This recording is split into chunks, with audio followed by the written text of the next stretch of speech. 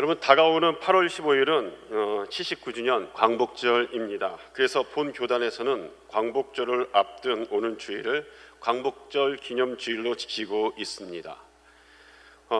광복절에서 광은 한자로 빛광자입니다. 복은 회복할 복입니다. 그래서 광복이란 말은 빼앗긴 주권을 도로 찾는다라는 뜻입니다. 우리나라는 일제에 나라를 빼앗긴 가슴 아픈 역사가 있습니다. 일제는 우리나라를 침략하여 먼저 외교권을 빼앗았습니다. 그리고는 사법권과 경찰권을 빼앗고 1910년에 이완용 등의 친일 내각을 앞세워 우리의 국권을 강제로 빼앗았던 것입니다. 그 결과 35년간 우리 민족은 나라를 빼앗긴 채 일제의 식민 통치를 받았습니다. 이후에 우리 민족은 해방을 위해 일제에 계속해서 항거했고, 일본이 태평양 전쟁에서 연합군에 패하면서 우리나라는 광복을 맞이하였습니다. 그 결과 일제에 빼앗긴 주권을 도로 찾아오게 된 것입니다.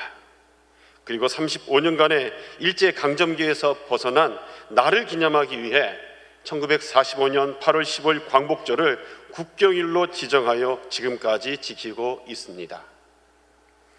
여러분, 우리나라는 35년 동안 나라를 빼앗긴 서러움에 살았지만 성경에는 그것에 갑절이나 되는 기간에 나라를 빼앗기고 포로가 되어 잡혀갔던 민족이 있었는데 바로 이스라엘입니다. BC 722년에 먼저 북이스라엘이 아수르에 의해 멸망당합니다. 그리고 이어서 남유다가 BC 586년에 바벨론에 의해서 멸망당하게 됩니다. 북이스라엘과 남유다의 멸망은 하나님을 온전히 섬기지 않고 우상 숭배의 죄로 인한 결과였습니다. BC 586년 바벨론은 남유다를 점령한 뒤 예루살렘 성전을 파괴하고 거주민 중 대부분을 내쫓아버리고 유대인들을 바벨론으로 끌고 가 노예로 만들었습니다. 여러분, 유대인이라는 말은 유다 사람들이라는 뜻으로 사실상 이때부터 사용되었다 할 수 있습니다. 이후에 바벨론은 BC 539년 바벨론의 마지막 왕 벨사살 시대에 바사왕 고레스에 의해 멸망했습니다. 그리고 바사왕 고레스는 그의 통치 원년인 BC 538년에 온 나라에 공포하여 이스라엘의 1차 귀환 조서를 내리게 되고 BC 537년에 유대인들이 예루살렘으로 돌아왔습니다. 이때 이스라엘 백성을 이끌었던 지도자는 다윗의 후손인 수룹바벨이었습니다. 이후에 BC 458년에 모세의 율법에 익숙한 학자 겸 제사장인 에스라의 주도로 유대인의 2차 귀환이 이루어지고 BC 444년에 느헤미야의 주도로 3차 귀환이 이루어졌습니다. 고국으로 돌아온 유대인들은 성전을 건축하면서 어느 정도 독립적인 상태를 유지했었습니다. 세월이 흘러 BC 322년경에 전 세계를 향한 정복자가 나타나는데 여러분, 누구입니까? 바로 알렉산더 대왕이 등장했습니다. 알렉산더는 마게도니아와 그리스 반도의 도시 국가로 구성된 헬라 지역을 통일했고 이스라엘 역시 알렉산더가 정복한 지역으로 편입되었습니다. 이후에 BC 311년 마게도냐의 알렉산더 대왕이 바벨론에서 사망하고 시리아의 셀레우코스 왕조가 세워지면서 유대인들은 시리아의 속주가 되었던 것입니다. 그런데 문제는 시리아가 BC 165년부터 유대인들을 탄압했다는 것입니다. 이 당시 유대인들은 헬라 문화와 관습을 따르기를 싫어했고 시리아는 유대교 행사 금지령을 내렸는데 유대인들 입장에 도저히 받아들일 수 없는 정책이었습니다. 좀 더 자세히 설명하자면 BC 167년에 시리아의 셀레우코스 왕조의 통치자인 안티오쿠스 4세는 유대교 관습을 금지하고 예루살렘에 있는 성전을 모독했습니다. 자신을 제우스라고 칭하면서 유대 성전에 자신의 동상을 세웠고 돼지 피를 뿌리는 등 유대인들이 부정하다 여기는 행위를 서슴지 않았던 것입니다. 그 결과 여러분, 이런 사건들이 유대인들 사이에 광범위한 저항을 일으키게 되었고 곧 반란으로까지 이어졌습니다. 지방의 제사장이었던 마따디아는 아들들을 이끌고 무장항쟁을 시작했습니다. 그런데 그러던 중 마따디아는 죽고 셋째 아들인 유다 마카비가 전쟁을 주도하게 되었는데, 이것이 그 유명한 BC 166년에 일어난 마카비 항쟁 사건이었습니다. 유대인들의 항쟁은 마카비 왕조라고도 알려진 하스몬 왕조의 주도하에 승리했고, 시리아의 셀레우쿠스 왕조는 결국 유대인들에게 자치권을 돌려주었습니다. 그러다가 BC 129년에 셀레우쿠스 왕국이 몰락하면서 유대인들이 독립을 쟁취하게 된 것입니다. 그리고 BC 152년부터 BC 64년까지 약 80년 동안 하스몬 왕조의 통치하에 유대인들은 솔로몬 시대의 버금가는 번영을 이뤘습니다. 그러던 중 BC 63년에 이스라엘 땅은 로마 제국에 점령을 당합니다. 처음에 로마는 하스몬 왕조의 히르카누스 2세에게 제한적인 왕권만 주었습니다. 그러다 보니 새로운 정권에 반대한 유대인들이 여기저기서 반란을 일으켰습니다. 하지만 결국엔 로마 제국에 완전히 패하여 하스몬 왕조가 막을 내리면서 이스라엘 땅은 로마 제국의 속주가 되었던 것입니다. 이에 로마는 BC 37년에 헤롯을 유대인의 왕으로 임명했고, 헤롯은 로마 제국 동부에서 가장 강력한 군주 중에 하나가 되었습니다. 여러분, 헤롯은 그리스 로마 문화의 숭배자였습니다. 그래서 대규모 건축 사업으로 요새 등을 세우고, 또한 성전도 그 시대에 가장 웅장한 건축물로 증축했습니다. 헤롯이 성전을 건축한 것은 유대인들의 환심을 사려는 이유도 있었습니다.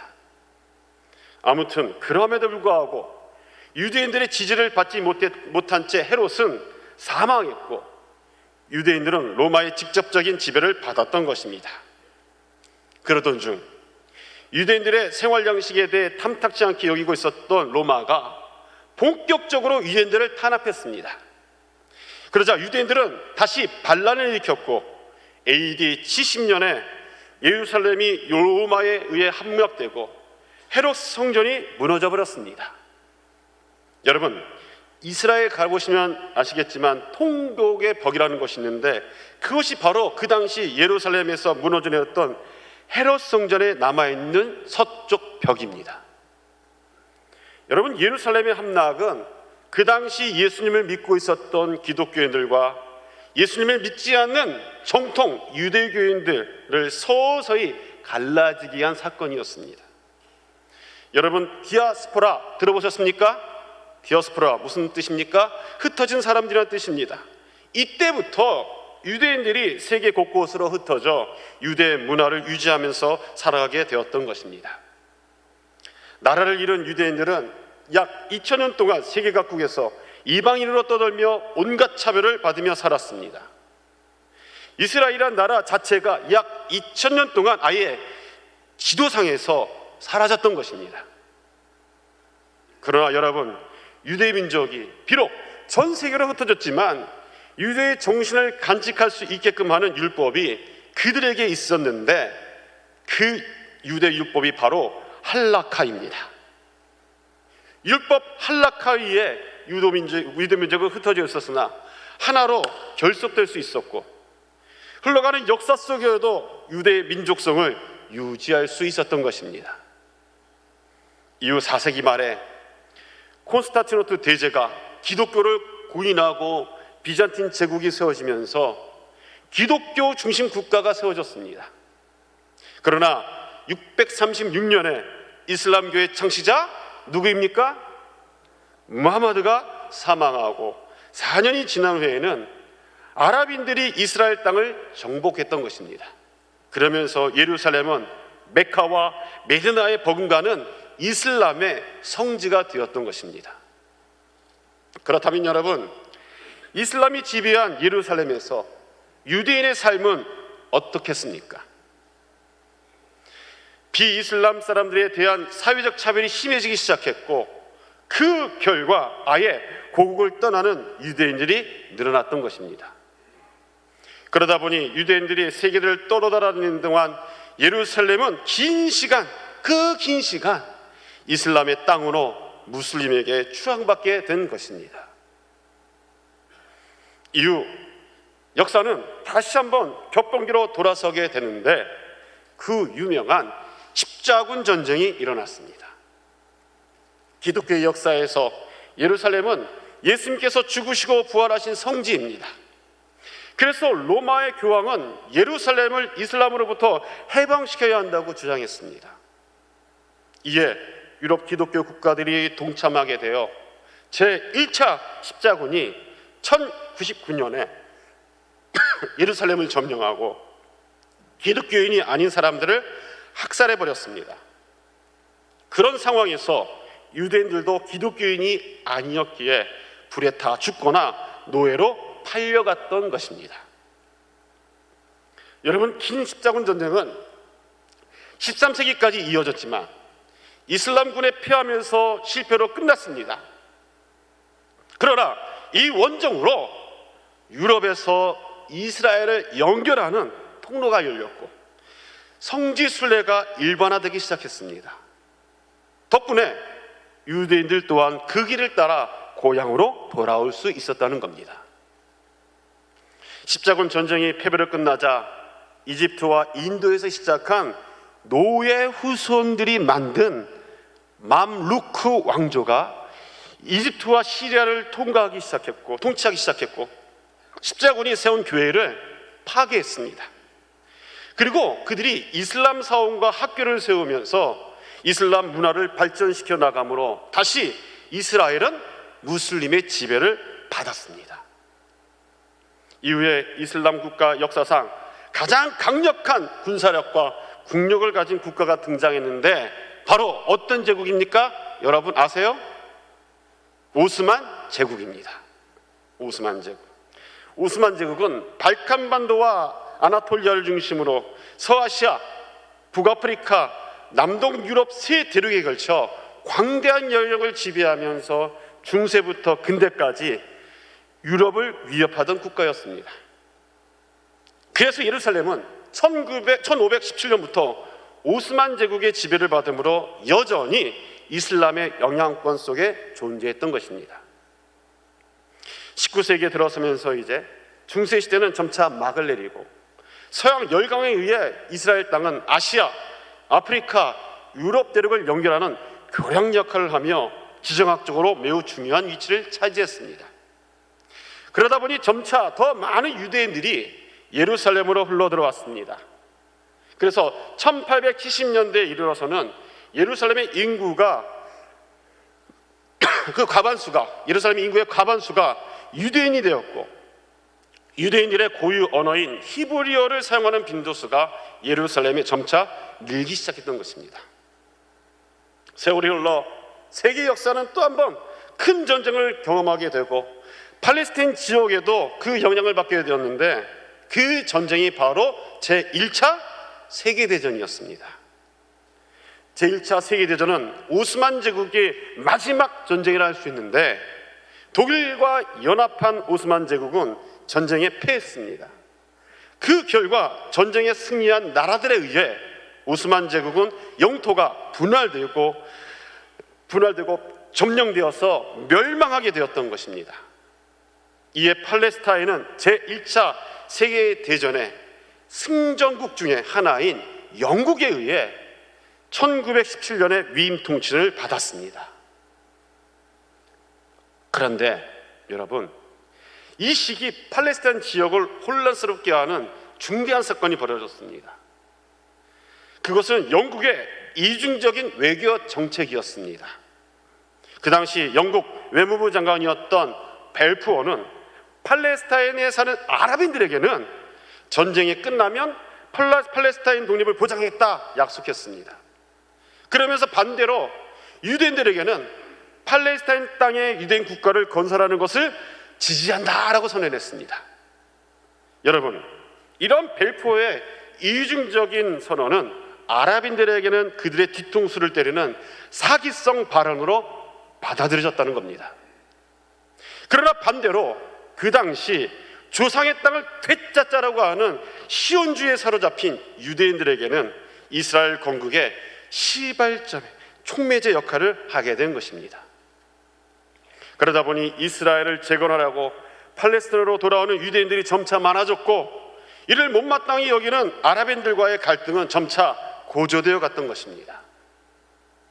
유대인의 시오니즘은 제2차 세계대전에서 독일군의 유대인 학살을 경험하면서 급격하게 발전해 나갔고, 제2차 세계대전 종식 후 팔레스타인 지역에서의 아랍인들과 유대인들의 갈등이 심각해지자 영국은 이 문제를 1947년에 유엔에 넘겨버렸습니다. 유엔 총회는 팔레스타인 지역을 아랍인 구역과 유대인 구역으로 분할하자고 제안했습니다. 당시 유대인들이 가진 땅은요, 팔레스타인 지역의 전체의 6%밖에 안 됐습니다. 그런데 유엔의 제안을 받아들이면 유대인은 팔레스타인 땅의 56%를 차지하게 됩니다. 여러분 생각해 보십시오. 그렇다면 유엔 총회 이 결의를 아랍인들 입장에서 그 제안을 받아들였겠습니까? 아니지요. 물론 유대인들은 그 제안을 받아들였습니다. 그래서 이후 2000년을 유리하며 살던 유대인들이 1948년에 팔레스타인 땅에 이스라엘을 건국하였습니다. 반면에 조상 때부터 2000년 동안 살아왔던 아랍인들에게는 삶의 터전을 빼앗겨 난민 신세가 되어 버렸던 것입니다. 이 난민들이 팔레스타인 해방기록을 조직해서 지금까지 이스라엘과 싸우고 있는 것입니다. 여러분, 예루살렘은 유대인의 성지요, 이슬람인의 성지요, 기독교인들에게도 중요한 성지입니다. 그중 유대인과 이슬람의 갈등을 고려해서 유엔은 예루살렘을 그 어느 쪽에도 속하지 않는 국제 특별관리 지역으로 삼자고 결의를 내놨습니다. 그리고 1993년에 미국의 중재로 이스라엘과 팔레스타인 해방기구가 서로 존재를 인정하는 오슬로 협정을 맺게 됩니다. 그러나 유혈 충돌은 여전했고 자살 테러와 암살이 계속되었습니다. 중간에 휴전 협상도 있기는 했습니다. 그러나 이러한 악순환은 계속 되었던 것입니다. 그러다가 또 중요한 사건이 일어났죠. 2018년에 트럼프 대통령이 예루살렘을 이스라엘의 수도로 인정하고 미국 대사관을 예루살렘으로 이전하면서 또다시 유혈 살태가 일어났던 것입니다. 여러분, 이것이 역사적으로 살펴본 팔레스타인 지역의 이스라엘 땅을 중심으로 한 광복과 해방과 독립에 관한 역사입니다. 여러분들은 이스라엘 편입니까? 아니면 아랍인들 편입니까? 각자 마음속으로 생각해 보시기 바랍니다. 예전에 신학자들이 모여서 우리나라 목사님들 중 설교로 영향력을 끼치는 16분을 선정해서 설교를 분석하고 비평하는 작업을 한 적이 있었습니다. 그런데 그 작업을 하면서 신학자들이 내린 결론 중에 하나가 무엇이냐 하면 역사성이 부족하다는 것이었습니다. 여러분, 하나님을 잘 믿으면 복을 받습니다. 하나님께서는 여러분들을 위로하시고 고치실 것입니다. 여러분들의 삶이 형통하고 평탄하게 될 것입니다. 여러분, 이런 내용의 설교를 현세적인 복을 강조하는 설교라고 하는데 물론 중요합니다. 그러나 너무 이런 내용의 설교만을 하다 보면 결국엔 성도는 기복신앙에 빠지는데, 성도들이 듣기 좋아하는 이런 설교가 주를 이루는 것이 한국교회 설교단의 현실입니다.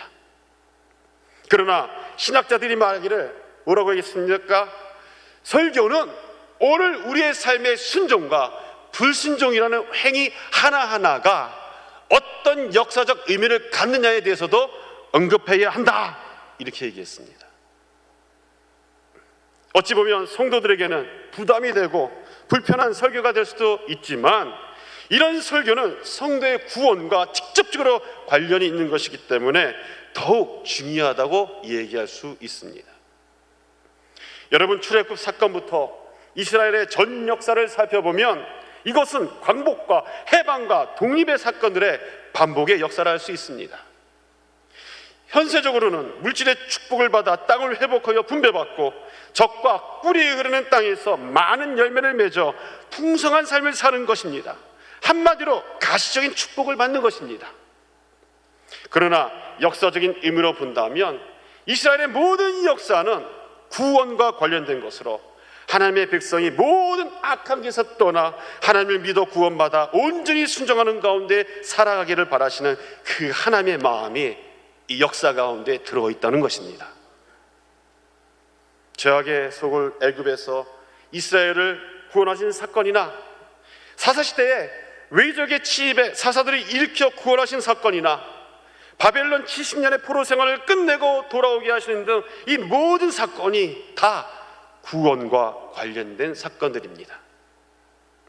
그리고 이러한 역사를 접하는 성도들에게 하나님을 믿어 구원받아 말씀에 순종하여 살아가도록 하나님께서는 오늘도 성령을 통하여 인도하고 계십니다.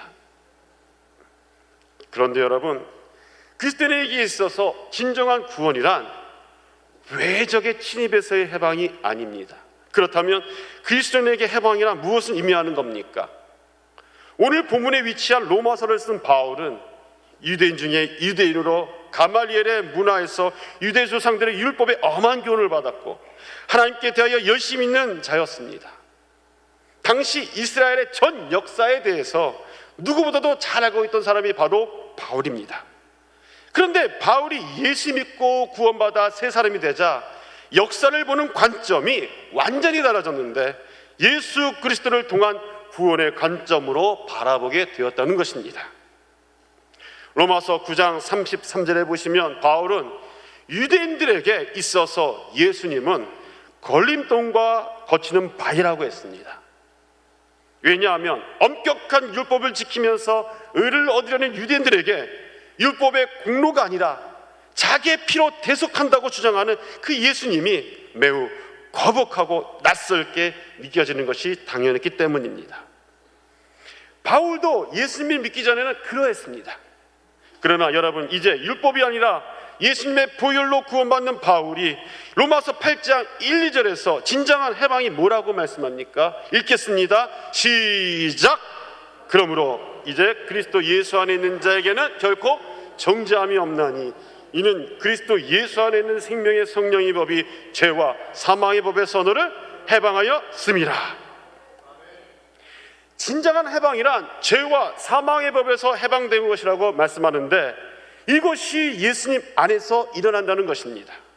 그래서 더 이상 정죄함도 없는 것입니다. 우리는 이것을 이신칭이라 말합니다. 더 이상 죄의 종로로 타는 죄인이 아닌 의인이라 칭함을 받는 자들이 바로 예수님을 믿는 저와 여러분들이라는 말씀입니다. 그리고 이것이 바로 진정한 해방입니다. 그리고 이 해방은 한시적인 것이 아니라 영원한 것이라고 바로 말하는데, 그 이유가 뭐라고 말씀합니까? 로마서 8장 38절로 39절 함께 읽겠습니다. 시작! 내가 확신하노니 사망이나 생명이나 천사들이나 권세자들이나 현재일이나 장래일이나 능력이나 높음이나 깊음이나 다른 어떤 피조물이라도 우리를 우리 주 예수 그리스도 예수 안에 있는 하나님의 사랑에서 끊을 수 없으리라. 그 어떤 것도 그리스도 예수 안에 있는 하나님의 사랑에서 끊을 수 없기 때문에 예수 안에 있는 자의 해방은 영원하다는 것입니다. 여러분, 성경에서 해방하였음이라고 하는 이 단어는 헬라어로 엘류데로센으로 자유롭게다는 의미입니다. 그런데 이 단어가 신약에서 모두 7번 사용됐는데, 예수님을 통해서 일어났던 그 어떤 행위에 대해서만 사용되었습니다. 무슨 말입니까? 그러니까 성도에게 있어서 진정한 해방이란 예수님에게만 있다는 것을 성경이 나타내고 있다 할 수 있습니다. 지금까지 살펴본 바에 의하면 그리스도인의 해방이란 구원이라 바꾸어 표현할 수 있습니다. 그런데 이 로마서 8장의 구원의 사건에 관하여 일본의 우찌무라 간조 목사님은 7장의 말씀과 연결하여 해석했는데 아주 일품입니다. 우찌무라 간조 목사님의 해석을 빌리자면 로마서 7장까지 설명되는 구원은 외부적인 것으로 주로 사람 밖에 있는 사실을 믿는 것입니다. 곧 십자가에 달리신 예수의 구속을 받는 것입니다. 십자가에 달리신 예수님을 바라보면서 자기 죄를 깨닫고 고백하며 용서를 깨달아 영혼의 평안함을 얻는 것을 말합니다. 그러나 여러분, 이것만으로 구원이 온전히 이루어지지 않기에 내부적인 한 가지 일이 더 필요하다고 우찌무라 간조 목사님이 말씀하셨습니다. 그리고 이 내부적인 일에 관하여 기록된 것이 바로 로마서 8장이고 이것이 진짜 주제라고 말씀하셨습니다. 로마서 8장에 따르면 하나님 자신이 성령으로 우리 속에 임하시어 우리의 영과 일체가 되어 우리를 도우셔서 우리의 구원을 완성하시는 일, 그 일이 꼭 있어야만 하는데 이것이 내부로부터 구원이라는 것입니다. 로마서 8장 16절 읽어보겠습니다. 시작. 성령의 친히 우리의 영과 더불어 우리가 하나님의 자녀인 것을 증명하십니다. 로마서 8장 26절 읽습니다. 시작. 이와 같이 성령도 우리의 연약함을 도우시나니 우리는 마땅히 기도할 바를 알지 못하나 오직 성령이 말할 수 없는 단식으로 친히 간구하시느니라. 아멘. 그러니까 성령이 성도의 마음을 점령하여 내부에서 그를 움직이며 격려하고 가르치고 힘을 공급하신다는 겁니다. 그래서 외부로부터 관계인 예수 그리스도를 바라보는 것에서 이제는 성령 곧 하나님의 영, 그리스도의 영이 성도의 마음에 임하여 합일, 일치, 융합에까지 이르러야 한다는 것입니다. 이것이 그래서 우찌무라 간조 목사님이 뭐라고 말씀하셨냐면 이것을 뭐라고요? 신일 합일이라 말씀하셨고 이것이 실현해내야 된다고 설명하고 있는 겁니다. 신인 합일. 여러분, 이것이 바로 진정한 구원의 해방입니다. 그냥 예수님을 믿어 죄 용서받아 마음의 평화를 이루는 것을 뛰어넘어 이제는 우리 안에 성령을 통하여 하나님과 완전한 일치, 하나를 이룰 때 우리가 진정 구원받은 자라는 것입니다. 그런 구원받은 자들에게 우리 주님은 뭐라 말씀하십니까? 이사야서 60장 1절입니다. 읽습니다. 시작. 일어나라, 빛을 발하라. 이는 내 빛을 얻고 여호와의 영광이 내 위에 임하였습니다. 구원받아 성령님과 신인 합의를 이룬 저와 여러분들에게 일어나라, 빛을 발하라. 이는 내 빛을 얻고 여호와의 영광이 내 위에 임하였다라고 말씀하십니다. 그러면서 베드로서 2장 9절에서 구원받는 자의 위치와 또한 그가 해야 할 사명에 관하여 구체적으로 이와 같이 말씀합니다. 읽습니다. 시작. 그러나 너희는 택한 족속이요 왕같은 제사장들이요 거룩한 나라요 그의 소유가 된 백성이니 이는 너희를 어두운 데서 불러내어 그의 기이한 빛에 들어가게 하신 이의 아름다운 덕을 선포하게 하려 하심이라. 택하신 족속, 왕같은 제사장, 거룩한 나라, 주님의 소유가 된 백성으로 우리를 어두운 데서 불러내어 구원하신 그 주님의 아름다운 덕, 그것이 무엇입니까? 구원의 복음을 전파하는 것입니다. 여러분, 올해가 많이 지나갔습니다. 올해 우리 교회 표어가 무엇입니까? 일어나 빛을 발하라입니다. 새롭게 시작되는 하반기에도 여러분 예수님만을 바라보시면서 용서받아 마음의 평화를 누리며 성령을 마음에 모시면서 신인 합의를 이루는 가운데 구원받는 자답게 빛을 발하며 살아가시기를 바랍니다. 그렇게 함으로 하반기에도 저와 여러분들을 통하여 어둠에 있는 자들이 복음을 듣고 밝은 빛으로 나와 구원받아 죄와 사망의 법에서 해방되는 일을 날마다 경험하는 복된 삶이 되시기를 축원합니다. 기도드리겠습니다. 사랑과 은혜가 충만하신 하나님 아버지, 우리 안에 성령으로 역사하셔서 예수님을 받아들이고 죄와 사망에서 벗어나 참된 해방의 기쁨으로 살아가게 하심에 감사합니다. 먼저 구원받은 자답게 더욱 은혜에 감사하는 마음을 갖도록 인도하여 주시옵시고, 아직도 죄의 종노릇하며 절망 가운데 있는 영혼들이 있다면 우리 신강들에게 성도들을 사용하여 주셔서 일어나 빛을 발하여 그들을 주님 앞으로 이끌어 구원하도록 기름 부어 역사하여 주시옵소서. 예수님의 귀하신 이름으로 기도드립니다. 아멘.